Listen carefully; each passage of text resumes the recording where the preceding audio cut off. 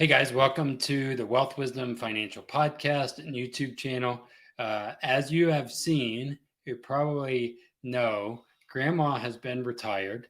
She's still kind of around, but not as much as she was in the past. And you've probably seen our new website, Wealth Wisdom FP financialpartners.com. So if you have not seen it, go to the site, check it out.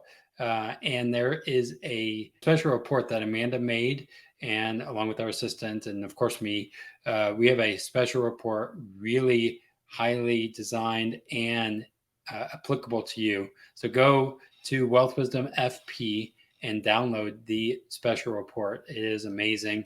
It's going to be our first book, if you will. It's going to go a little about 30, 40 pages at some point.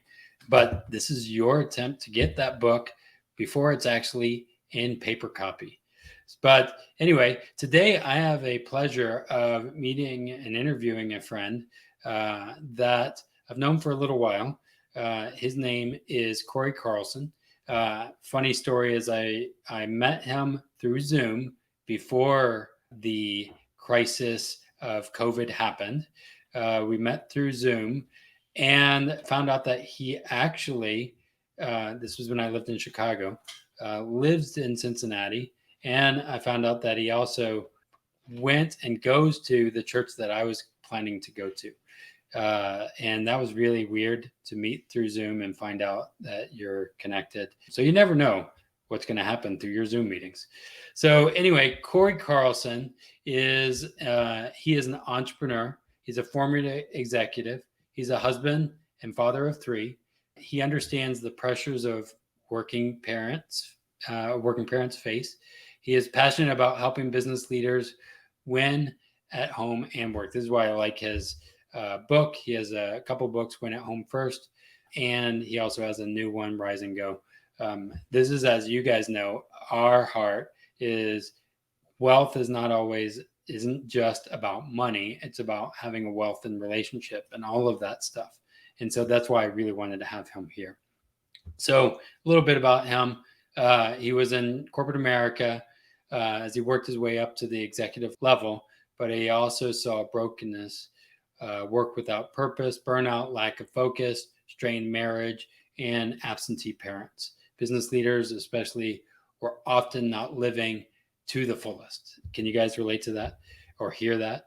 So I'll keep going with this. I'll let him go further, but he also has a podcast called Win at Home First podcast. Go and listen to that one as well. Of course, as you're listening to ours, but subscribe to his as well. So anyway, here is Cory. Hey, Cory, how's it going? I'm glad it took us a while to do this. But finally we're making it happen. Yeah. Well, thank you very much, Brandon, for the opportunity. Yeah. So tell me, take us back. How did you get into this industry and world? And I really like your 5 capitals, some of those things. Tell us some of what's in the Win at Home First book and what you do there. And why did you even get into this industry? Yeah, for sure. Well, I got into this industry because I actually hired a coach. I needed help. I mean, it actually started about 10 years ago. As you said, mentioned I live in Cincinnati. So I started civil engineer by degree. I started my career in Kansas City, and then I got involved in sales, and it took me to Denver, and then eventually I make it to Cincinnati. So when I'm in Cincinnati, I'm VP of a $120 million division, and quite honestly, I needed help, Brandon. Maybe some of those listeners can relate where if I had a great meeting with the executive team, I thought I was the man. If I had a bad meeting, I thought I was, going to get canned. And so it just caused me to kind of always be a little bit anxious, if you will. I would work at night, have my laptop on my lap. I would skip workouts at the gym. And I can't keep doing this. There's got to be a better way. So I called my boss, who I loved, who's great. And I just kind of said, hey, I need some help. I enjoy you, but we're always, kind of ships in the night. Yeah. And so he just said, executive coach. I've always had one. So I actually hired my first executive coach. I still have the same one for all 9 years, nine and a half. But anyways, had an executive coach, and it just changed my life. It just made me a better father, a better husband, a better leader, because I helped. It just changed how I prioritize, how I did things. Yeah. And one of those changes was actually the 5 capitals you mentioned. My coach, Brandon is his name. He created those. So that's what I just learned. I just started adopting it as a framework I use in my own life. And then when I got to writing the book, Win a Home First, I included that in there. And just because it was a life changing framework for me, and therefore I wanted others to have it as well. So what are the 5 capitals? Yeah, so the 5 capitals is a framework. The first capital is spiritual. So whether you believe in, God or not, it's just believing that there's even a greater purpose. For Hmm. you and I, our faith is strong for us. So it's making sure, are we spending time in scripture? Are we spending time journaling, reflecting, slowing down, being still, which, I know is important to you, and it's one of your key frameworks.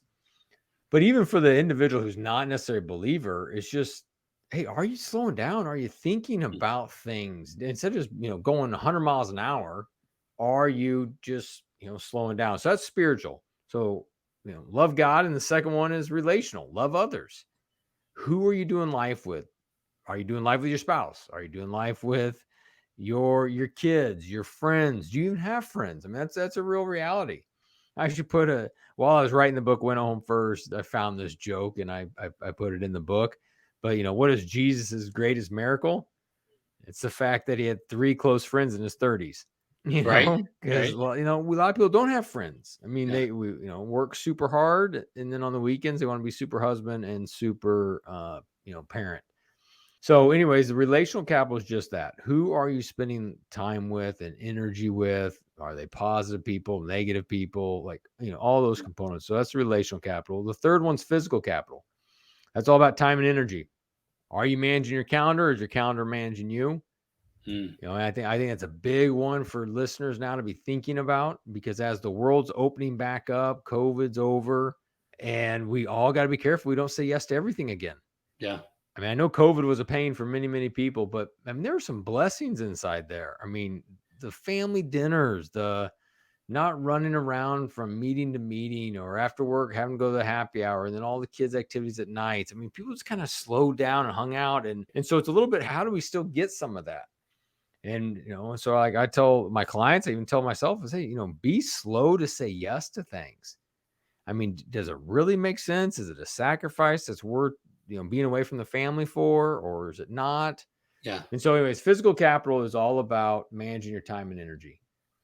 And then the fourth one is intellectual. It's about insights and ideas. How are you growing individually? How is your company growing? What are you thinking about? And then the fifth one's financial, Yeah. which obviously is your space, but you would agree with these 5 capitals and the fact that if finances is the number one driver of someone's life, that's all they ever think about, it doesn't bring happiness. Yeah. And so that's why it's at the fifth. But I do think, as I think about wealth, and if you noticed, our business name is Wealth Wisdom Financial, because wealth is not always money. There's a lot of people who are maybe in Africa who have a wealth of relationships, like, family relationships and all that kind of thing, but they are not monetary wealthy.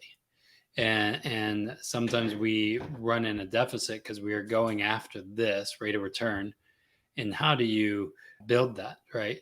Um, so how do you measure those things, as you're growing a business, as you're coaching somebody? How do you help them figure out what's good, what needs work?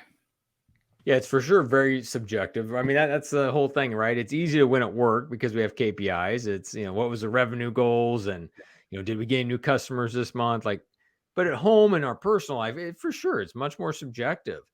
But I think all of us know when we've won the day or our 5 capitals were in the right order. I mean, there's those days we lay our head on the pillow and we're like, yeah, man, today was a great day. I had good connections with some friends. Man, I had an awesome quiet time this morning. I made it to the gym.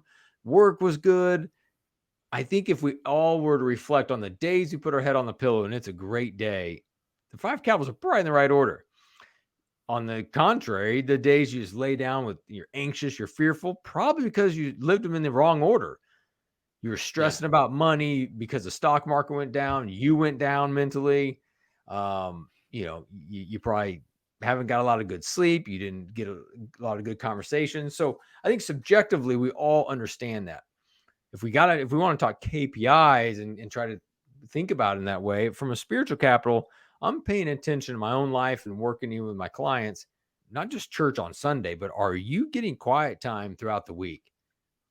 Hmm. Try to, if you're a meditation person, if you're a scripture person, if you're a prayer person, whatever that is, are you doing it? Yeah. And track it. I'm tracking what I'm doing. I have a daily devotion I do. I do pen and paper journaling, and so Yeah. I'm tracking all that stuff. From a relational standpoint, when's the last time you went on a date with your spouse? Holly and I try to go on a date every other week, where it's just her and I and no kids and no double dates. Not that there's anything wrong with double dates, but for us, it's we need to hang out. So that's a metric. With Yep. my kids, I'm trying to get with them, one on one, like at least once a month. I mean, we hang out when we go from, practice to practice. They're in the car with me. We're having good conversations. But like to go get ice cream or to go get donuts. Last Saturday night, my daughter and I, we went and had cheeseburgers at one of our favorite places. Yeah. So it's things like that that I'm trying to track. I pay attention to like when am I getting together with my guy friends? How often am I grabbing coffee with a buddy or a beer with a buddy? Just, Hmm. and so kind of paying attention to those things. That's again where I think about when as we designed the still method, it's set your sights, track your in and out. And I say about it from a money perspective, but I look at it from, a healthy marriage. What kind of marriage do I want? What kind of parent do I want to be? Am I tracking? Am I going on date night? We have date night every Saturday, right? And then with my son, what are the things we're tracking to get there? It's not being, some people might say faith, and it's too rigid, too Hmm. disciplined. I'm like, well, actually, that's with that discipline, I have more freedom to be able to say no to certain things. So then it's tracking, inspecting, and looking. Look at 1% adjustments, making little adjustments along the way to get better, and then living deliberately. I think a lot of people just aren't deliberate in what they might measure stuff at work, and then they're like, I'm done. I don't like budgeting or whatever. But those things are super important to be able to quantify what is success, because success is different, right, for every Hmm. one of us. But what does that mean for you? So what does success look like to you, Cory? What does that mean for Cory Carlson? Yeah. And success for me, really, I mean, my personal vision statement is to connect people to greater performance and more significant purpose. So in order to do that, I've got to make sure my 5 capitals in the right order and that's success. So for me, man, I want to be at a good place in my spiritual relationship. Like I'm at peace. Like I'm spending time in the word. I'm praying. Like I know what that success feels like. I also know Yeah, what it doesn't feel like when I'm yeah, anxious and I'm stressed out about money or I'm stressed out about just kind of relationships. So, success to me, it looks like peace. And it looks like in the relationships where, I mean, we all know what rocky times our marriages look like when we're giving our spouse a cold shoulder. Obviously, when we're fighting, we totally understand that one. But just that cold shoulder, you walk in the room and you're not super excited to see your spouse. So I know what that feels like. yeah, Therefore, I know what success looks like when I look forward to seeing her and talking to her and, going on the dates. So for me, it's definitely spiritual, and then that relational, and then physical for me is success is, man, I'm feeling good. Like I've yeah, got energy. I feel like I've been to the gym. I don't feel like I've eaten 1,000 cookies. yeah, It's just I'm in a good spot there. So that's what success looks like to me personally is when I know I'm cranking on all of those capitals, and then living out my vision where yeah, I'm helping people win at work and win at home. That's what I want to do. I mean, I've lost at work and I've lost at home. I don't yep, want another business leader to do that. And so I'm trying to help people do that.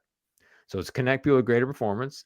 And then connect them to, even bigger purpose. I want to connect people to God. And if I can't do that because they don't believe, then something Yeah. out greater than themselves.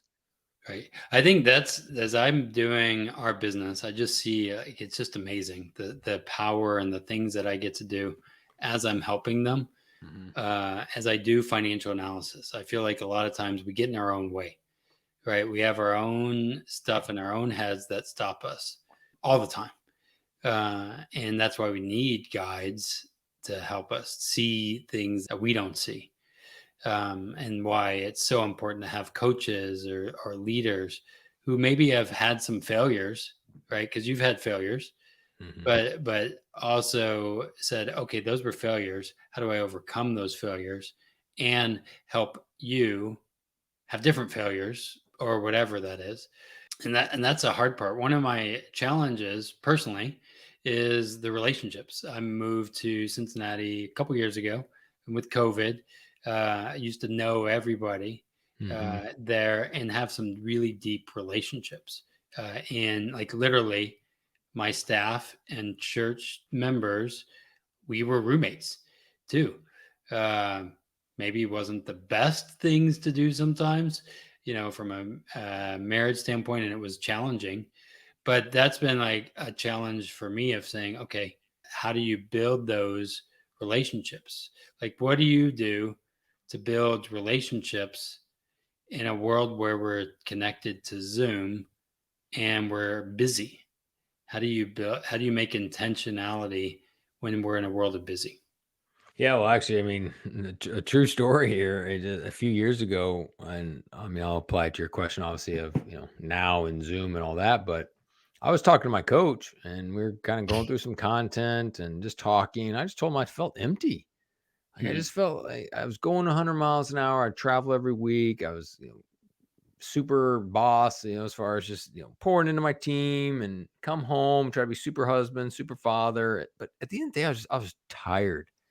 Yeah, And basically, he kind of just said, "Hey," almost like, what does it's a simple triangle, up, in, and out. So up is this idea of, are you going to God? Are you spending yeah, time with God? And the in is who's your inner circle, and then the out is where you're out making impact.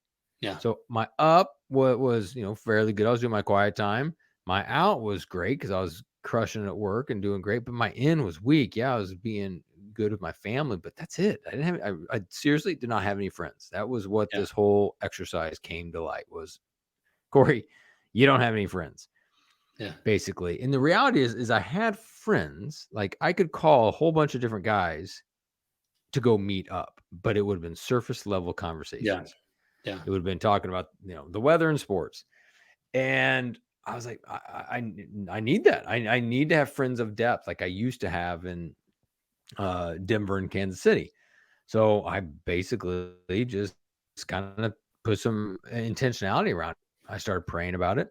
hmm, Who were the names that kind of came to light, and then it literally was like going and meeting up with these guys. And if there's click, if there's a connection, then all right, let's go on a second date. I mean, it's almost like dating, yeah, But if it didn't work, then I'd want to do it again. So literally, I through intentionality, I did that, which led to an awesome small group I'm in every Thursday morning. yeah, And now we have an annual trip where we go down to Florida, but none of that was happening, just by happenstance. Like I had to put an intentionality. So I think if that listener is listening and this is resonating, man, I'd encourage you to just literally kind of pray about some names and see what kind of God puts yeah, on your heart and write them down and reach out and try to go get a coffee, try to go, have a lunch. But here's the deal. I mean, a relationship takes work. So, yeah, go meet him once. Well, you got to go meet him again, and then just get some form of a frequency to take place because the easiest thing to do is just to drift and hang out in isolation. I mean, that's the yeah. easiest thing to do because it takes work to continue friendships. And I But think that's why people are lonely, and a lot of our metrics, right? And I read a book recently that is the ruthless elimination of hurry. yep.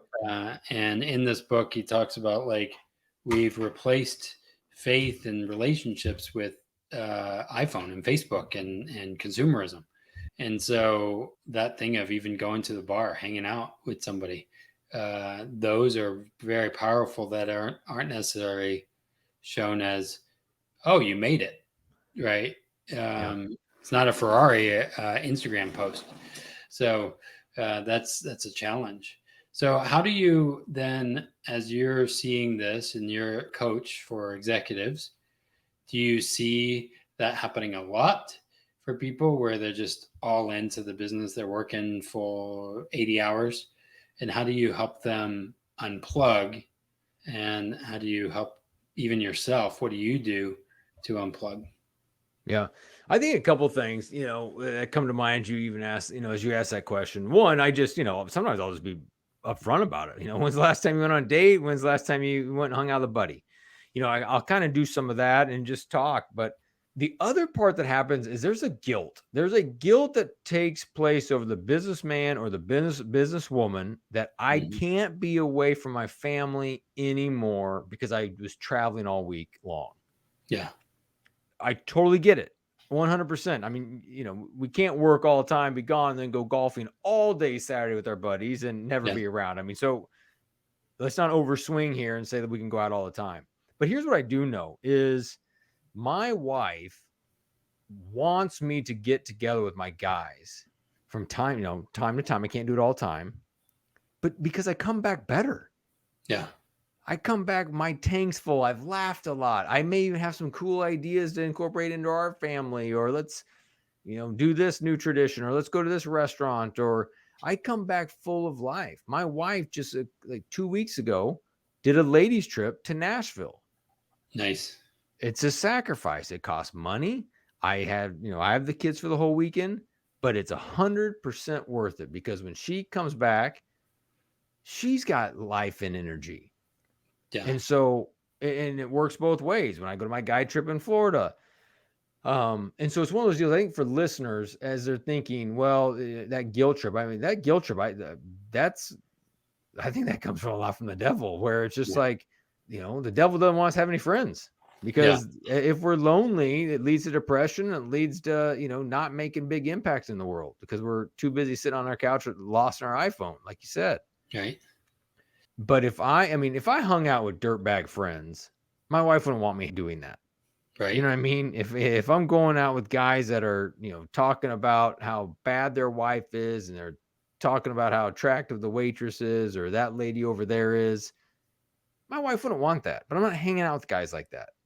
Yeah. I'm hanging out with guys that are, trying to win at home, Yeah. trying to win at work, trying to make an impact. And so I first and foremost, we got to surround ourselves, right? You're the average of the 5 people you spend your time with. So once we understand that, my wife wants me spending time with the friends. So to the listener, I would really look to remove that guilt because that's probably not a guilt coming from your spouse, or if it is, maybe it's because you have bad friends Yeah. Right. and you need to get some better friends.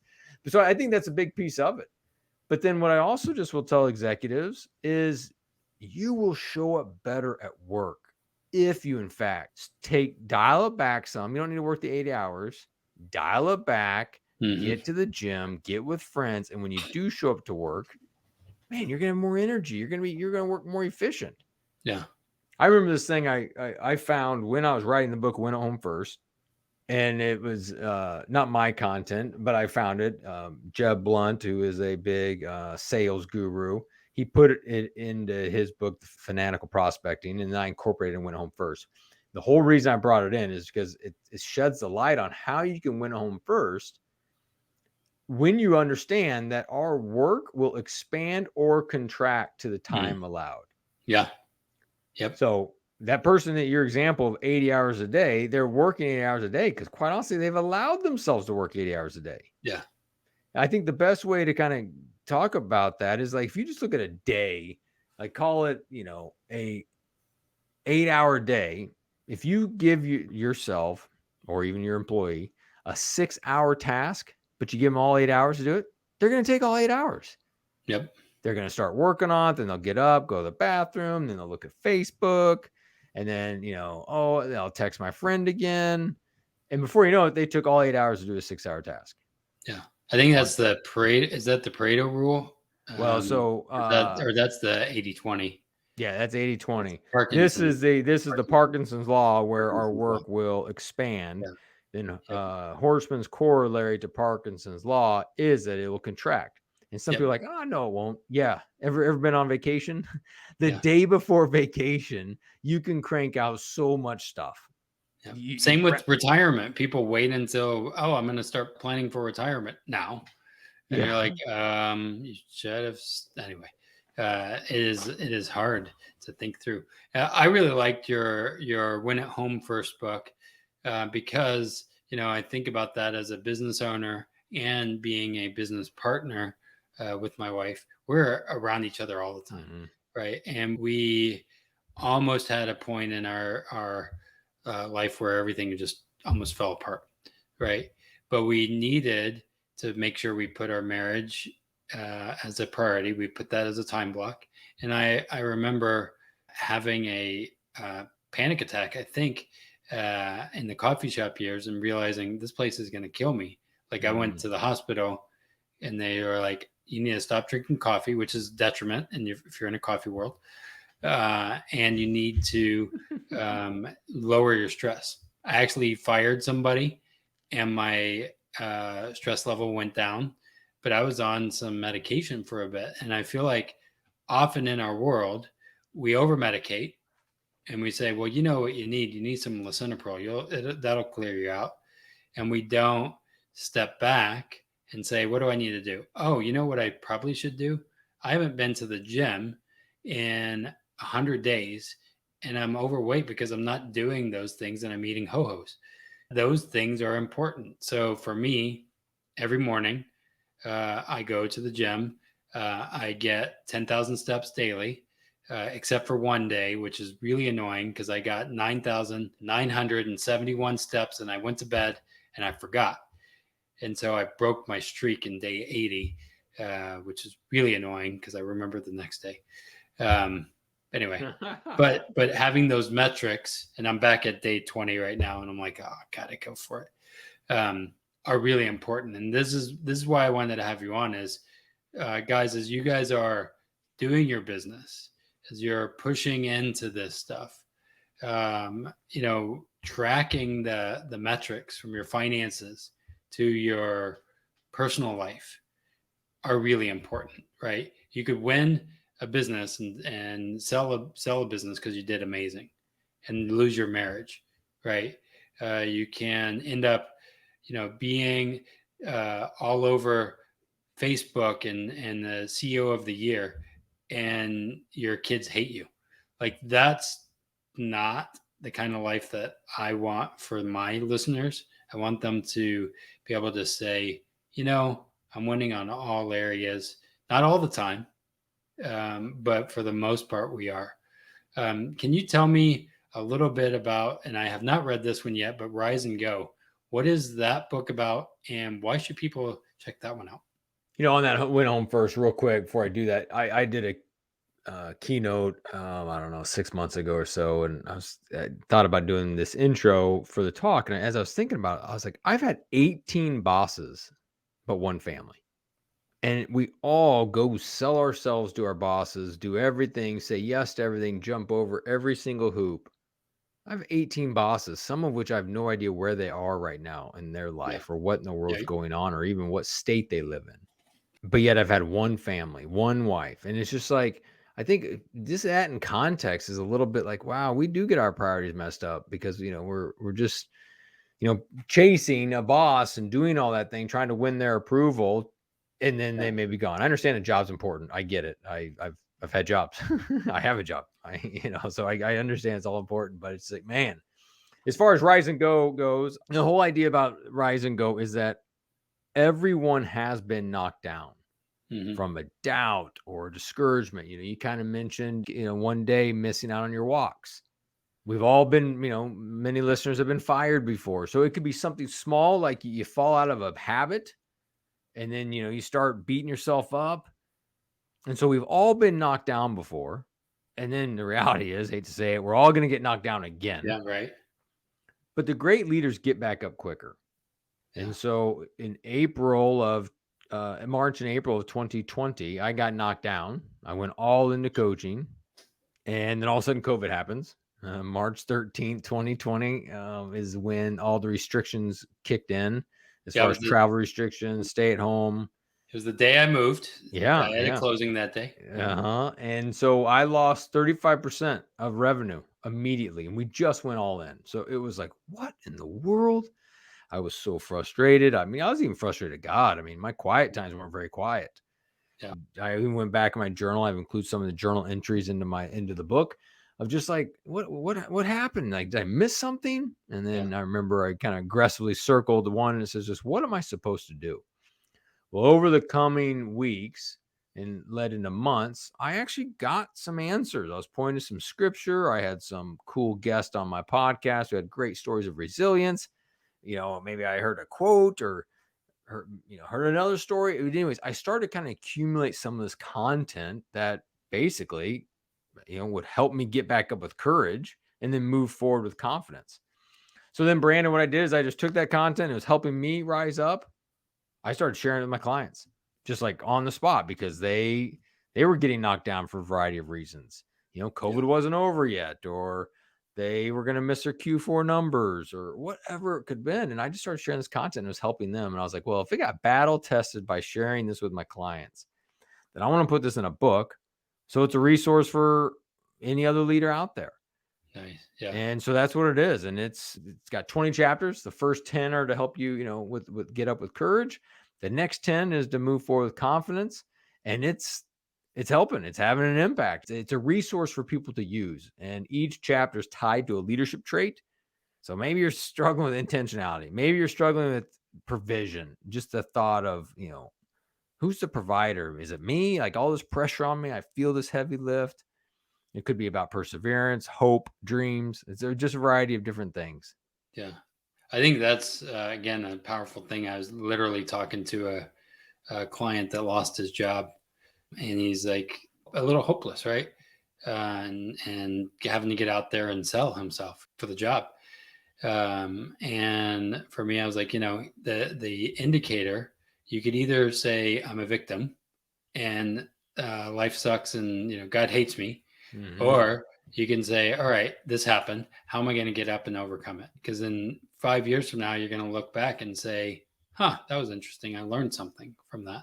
Yeah.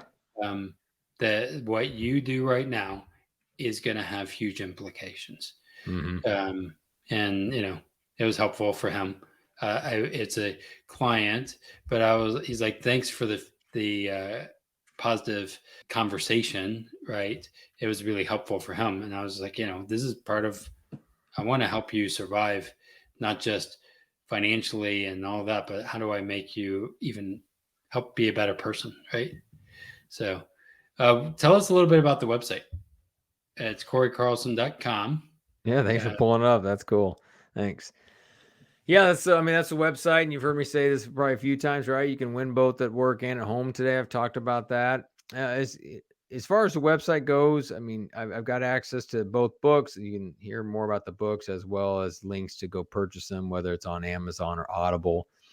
And then coaching. I mean, coaching is a big piece of it. I think we are all inundated with information, myself Yep. included, right? Yep. I've got a ton of books on my bookshelf behind me. You've got books. You and I both got podcasts. You and I are always consuming podcasts. The reality is there's tons of information out there. But like what my coach would always say to me, and now I say it all the time, is information plus implementation will lead to transformation. So just because we're reading books, listening to podcasts, things aren't changing. Yeah. And so to help get that implementation, sometimes it takes coaching. So if you're in a season, not everyone who gets a coach is in a bad season. Doesn't mean their life's crumbling and they need a coach. I've had many people hire me because life's going great and they don't want to lose the momentum. Yeah. Right. And about the time you and I first met, I hired another coach. And so whatever this was, it's 2019, 2020. And he said, go interview every client you have and ask them why they keep you. And I did. I went and interviewed them and, hey, why do you stick around? Because it's I average over 12 months per all my clients. And they all said one of these two reasons, if not both of them: accountability and outside perspective. I was like, what? Like, what about the went home first idea? Oh, that's good. I'm probably more intentional at home. Well, what about the spiritual piece? I'm probably better in my quiet time. What about the leadership tools? They've been helpful, but literally, it's a coach is just there to help hold you accountable as you proceed towards your goals and dreams. And the outside perspective is to encourage you at different times, to maybe bounce ideas off. And Yeah. so it's a variety of things. So, anyways, that's the coaching page. And then the speaking page is just I do keynotes and workshops. Cool. So, Well, definitely, again, listeners, as you guys are, and I know we got to wrap it up, but as you guys are wanting to grow, wanting to build your business, right? As you're building your business, like the main thing in general is how do you win, whatever winning is, in all of the areas of life. I see this all the time, and having your finances in order is helpful. Having your family and taking care of yourself, all of those things, and sometimes it can seem like a balancing act. But how do we best do that? And learning from people who have done it and have the tools, because he has lots of tools in the book. There's lots of diagrams. I like pictures, so I can visualize it, and that was super helpful for me as a visual learner. So, thanks for joining us here, Cory. Any parting words that you have for our listeners? thanks for having me on, Brandon. I think for the listener, just no matter how bad of a father or mother or husband or wife or just leader for your team you think you've been, release that. I mean, don't stay in that mindset. I mean, just completely release it. And starting now, show up with more intentionality in how you lead your team at work and how you lead your family.